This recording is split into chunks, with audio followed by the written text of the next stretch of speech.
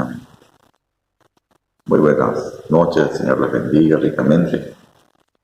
Qué gusto poder compartir esta reunión con todos y poder seguir analizando el Evangelio de Juan, como estamos haciendo ya hace varios meses. Y vamos a ir ya directo a la palabra de Dios. Estamos en el capítulo 13, Evangelio de Juan, capítulo 13. Estos días habíamos llegado hasta el versículo 20. Así que por lo tanto vamos a leer desde el versículo 21 en adelante hasta el 30. Y vamos a analizar un poquito algunos versículos esta noche. Amén. San Juan capítulo 13, versículo 21 en adelante. Y dice así: habiendo dicho Jesús esto, se conmovió en espíritu y declaró y dijo: de cierto os digo, que uno de vosotros me va a entregar.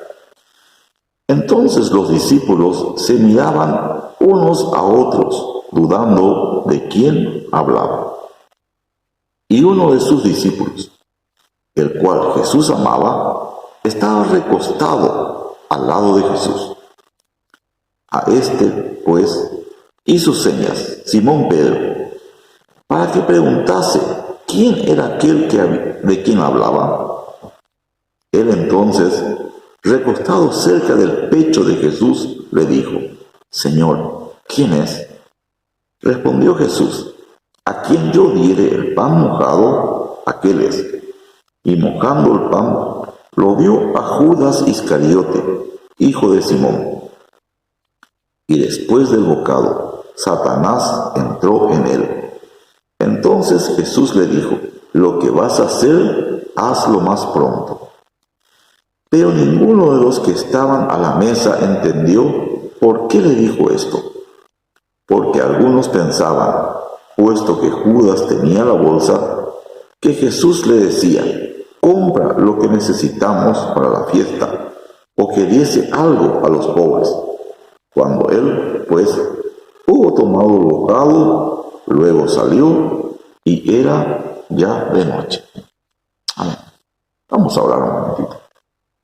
Padre, te damos gracias por tu amor y misericordia, por tu benignidad, por lo bien que tú nos tratas, de todo el bien que tú día a día nos haces, por la administración tuya con respecto a nuestras vidas.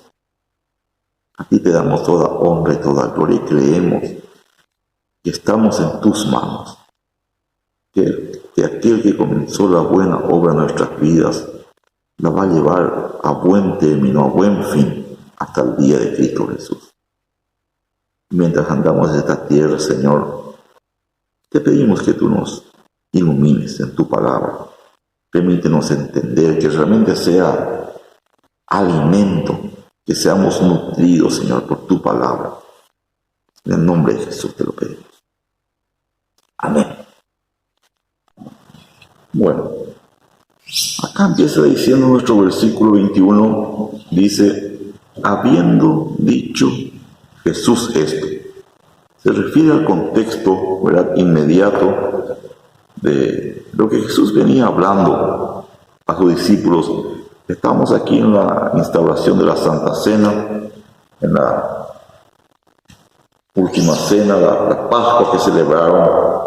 Y todo lo que Jesús estuvo hablando durante ahí la Pascua, ese es el contexto al que se refiere, habiendo dicho Jesús esto. Jesús, en el versículo 1 del 13, dice que Jesús, como amó a sus discípulos, los amó hasta el final. Después, mientras que los discípulos discutían quién sería el mayor, Jesús se ciñó con una toalla. Jesús tomó un lebrillo, puso agua, empezó a lavar los pies.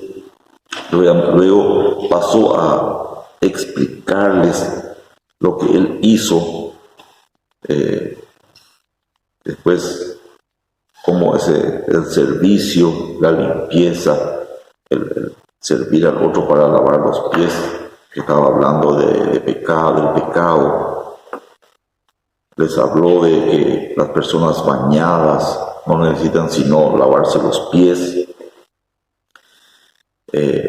Les dijo, ustedes me dicen maestro y señor, y dicen muy bien porque yo soy, y les enseña que el siervo no es mayor que su señor, ni el que es enviado es mayor que aquel que le envió, y que si él era el maestro del Señor y si él había hecho estas cosas en servicio, agachado delante de ellos, lavándole los pies, ellos deberían hacer también como él hizo.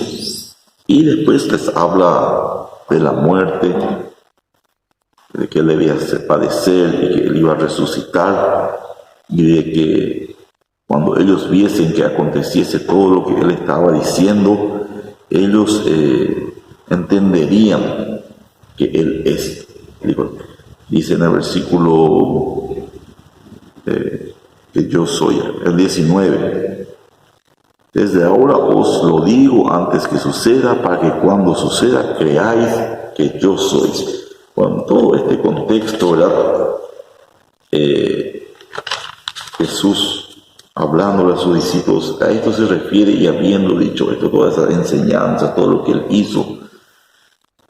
Entonces, habiendo dicho esto, se conmovió en espíritu y declaró y dijo.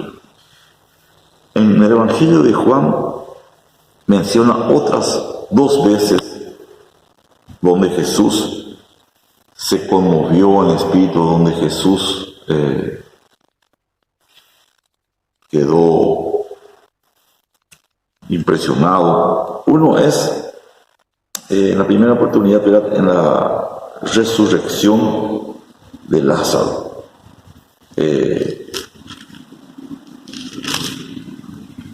La resurrección de Lázaro, versículo 31, dice entonces los judíos que estaban en casa con ella y la consolaban, el 11:31.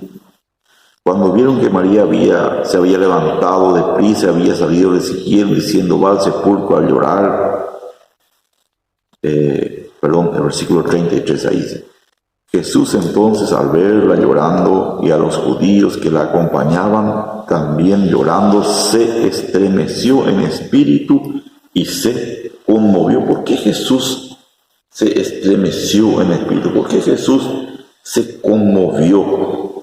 Si él ya sabía lo que iba a hacer, él sabía que Lázaro iba a resucitar. Él había dicho a sus discípulos cuando le avisaron a Jesús que Lázaro había enfermado, se quedó aún 4 días. Después del 4º día dijo, bueno, vamos a ir a ver a Lázaro, vamos a ir porque Lázaro duerme. Entonces los dijeron que si duerme iba a sanar. Entonces le dijo claramente que Lázaro había muerto, que ellos iban a ir a despertarlo. Jesús sabía lo que iba a pasar, Jesús sabía lo que iba a hacer. Fíjese que Lázaro iba a resucitar, que Jesús iba a resucitar a Lázaro. Entonces, ¿cuál era este estremecimiento de Jesús? ¿Cuál era la causa por la que Jesús se estremeció tanto? Y la causa real, si analizamos un poquito, por un lado, bueno, muchos dicen porque al ver a los judíos llorando en el dolor, se conmovió también por los que estaban llorando. Pero yo entiendo y creo que una de las causas principales fue por la incredulidad de los creyentes. En realidad ellos no creían que Jesús podía cambiar las circunstancias. Él cuando habló con las hermanas les dijo, mira, Lázaro va a resucitar. Sí, yo sé que allá adelante algún día va a resucitar. Después la otra hermana le dijo, si vos hubieses estado acá, si vos hubieses estado aquí, mi hermano no hubiese muerto. Miren, Yo soy la vida, le dijo Jesús, yo soy la resurrección, yo soy la vida. Y sí, decían ellos, yo sé que algún día, ya adelante, en el día postrero, mi hermano va a resucitar. No creían en Jesús, no creían que Jesús tenía el poder, no creían que Jesús era quien Él decía ser, quien Él era. Y a pesar de que ya había hecho muchas señales, le había hablado y enseñado tantas cosas, ellos realmente seguían incrédulos. Y al ver ahí a Marta y a María llorando desconsoladamente, a pesar de que ella le había dicho que Lázaro iba a resucitar, ella les contó, Jesús ya les contó el plan, ya les contó, ya les reveló lo que iba a suceder, pero ellos no creían, su grupo, sus creyentes, sus ovejas, sus discípulos, no creían. Y lloraban, y todos los judíos lloraban. Yo creo que esas fueron las razones por las que se estremeció en ese momento Jesús por la incredulidad de los creyentes. ¿Y cuántas veces seguramente Jesús se estremece con nosotros? Porque muchas veces no creemos que Jesús está en control. No creemos que Él es la solución a nuestras circunstancias.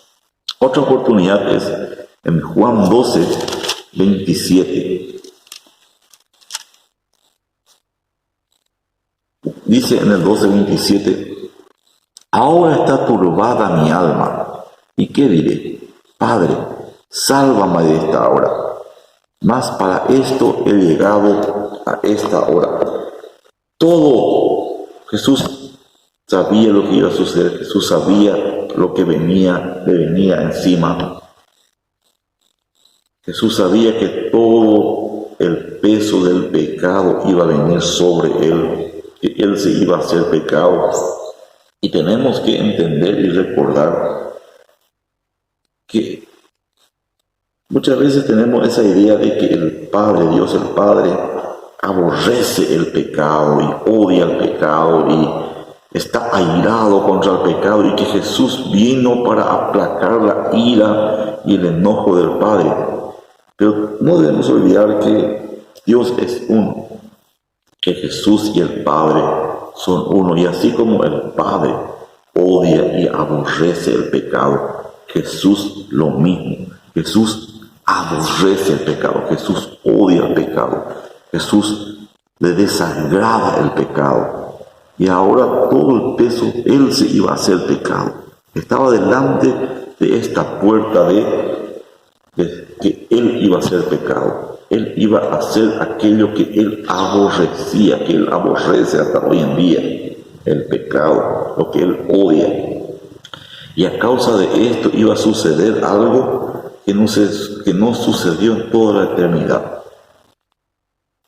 Jesús iba a dejar de sentir, Jesús, hombre, iba a dejar de sentir la presencia de Dios, porque el Padre se iba a apartar de Él. Cuando Jesús fuese hecho pecado, Jesucristo iba a ser hecho pecado, el Padre se iba a apartar de Él, el Padre iba a apartar la mirada de Él. Por eso es lo que Cristo terminó gritando en la cruz: Elí, Elí, lama sabactani, Padre mío, ¿por qué me estás desamparando? ¿Por qué me estás dejando? Eso fue lo que gritó Jesús, y Él estaba delante de esto, y ahí quedó turbada su alma. Vemos en Lázaro, su alma se turbó, se estremeció por la incredulidad de sus discípulos. Aquí en el 12 vemos que su espíritu estaba angustiado, estremecido ante el momento donde él iba a ser pecado y él iba a ser apartado del Padre. Y aquí ahora encontramos en el versículo 21, y habiendo dicho esto, dice, en el versículo 1, se conmovió en espíritu y declaró y dijo. Jesús aquí también, ante la traición de aquel que había estado tanto tiempo con él y lo que dijo a continuación, ¿verdad? Se estremeció y declaró y dijo, de cierto os digo que uno de vosotros me va a entregar. Jesús, ante la traición de uno de los discípulos, uno de los 12, se estremeció y se conmovió en espíritu, porque estaba ya también delante de su muerte y delante de la traición.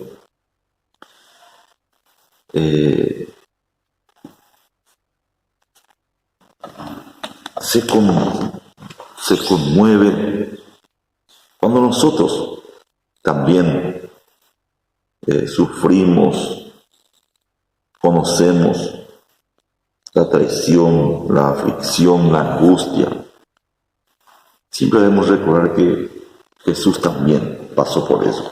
Jesús también pasó por la traición, por la aflicción, por ser traicionado por aquel que él confiaba. Habíamos leído ya, pero vamos a volver a leer el Salmo 41:9, donde también David, al ser traicionado por un hombre de confianza, el Señor usó para proféticamente ya hablar acerca de Cristo, de un salmo mesiánico, hablando del Señor. Salmo 41:9.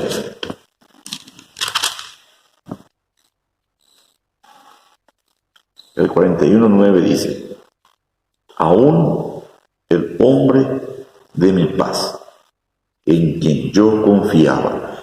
Aquí podemos recordar que Judas era el que manejaba también el tesorero del grupo, el que manejaba la bolsa, el hombre en quien yo confiaba, el hombre de mi paz. El que de mi pan comía, y Jesús mojando el pan, invitándoselo a Judas.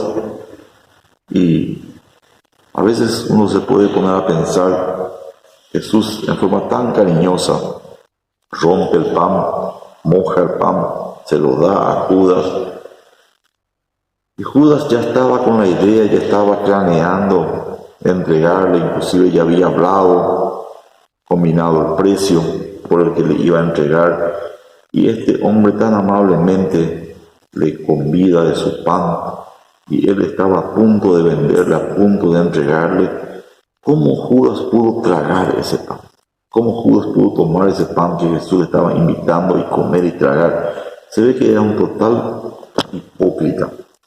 El que de mi pan comía, versículo 9, alzó contra mí el calcañar, la traición de Judas.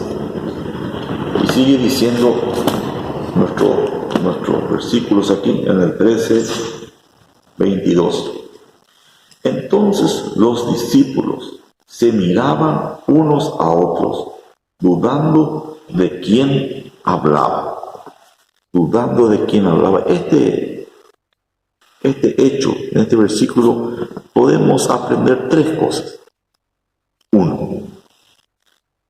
El hombre caído necesita algo más que el ejemplo para ser salvo. Judas tenía el mejor ejemplo. Él estaba lleno del amor de Jesús, lleno de las buenas enseñanzas, lleno de el mejor ejemplo. En realidad debemos orar por la regeneración de las personas dentro de los propósitos de Dios. Lo único que lleva a salvación es el Espíritu Santo a través de la palabra de Dios. Lo único que puede llegar a salvar a una persona es la predicación de la palabra, que esa palabra llegue a sus oídos, que Dios regenere a esta persona y que realmente pueda entender y aceptar la palabra de Dios y nacer de nuevo. Muchas veces nosotros decimos que, nosotros debemos dar buen ejemplo realmente el buen ejemplo, el no avergonzar el Evangelio también es importante, pero eso no va a salvar a nadie. Nunca debemos olvidar que eso no salva a nadie. Por mejor que nos portemos, por mejor ejemplo que demos, eso no significa que la gente se va a convertir, Porque qué mejor ejemplo que Jesús, que Judas 3 años estuvo disfrutando de la compañía, el buen ejemplo, las enseñanzas de Jesús, y no se convirtió. No alcanzó salvación, no llegó a nacer de nuevo. Así que, por un lado, aprendemos que el hombre caído necesita algo más que el ejemplo para ser salvo. 2. La dificultad de distinguir a los electos de los réprobos, los electos de Dios de los réprobos de Dios. Judas estaba entre los 12. ¿Quién iba a ser? Pero nosotros no sabemos quién va a ser salvo y quién no. Por lo tanto, Dios nos manda ir y predicar el Evangelio a toda criatura. Nosotros no sabemos la elección de Dios. Nosotros no reconocemos. Judas estaba en el medio. Judas entre los discípulos, cuando Jesús habló de que alguien iba a entregar, nadie dudó de Judas. Eso nos muestra que es muy difícil distinguir entre una persona nacida de nuevo y una persona no nacida de nuevo. Es muy difícil distinguir el trigo de la cizaña. Imagínense 3 años compartiendo, durmiendo juntos, compartiendo la mesa, compartiendo caminatas, compartiendo enseñanzas, y ninguno de los discípulos sospechó de Judas, sino más bien se preguntaban uno al otro, ¿seré yo? Eso también nos da la pauta de que los hijos de Dios, los nacidos de nuevo, no son mal pensados, no son propensos a pensar mal del otro, más bien generalmente piensan mal de sí mismos. Piensan mal, ¿será que yo voy a traicionarle? ¿Será que yo voy a caer? ¿Será que yo voy a ser él? Los hijos de Dios son propensos a culparse a sí mismos y no propensos a culpar a los otros. Eso podemos ver ahí que es prácticamente imposible.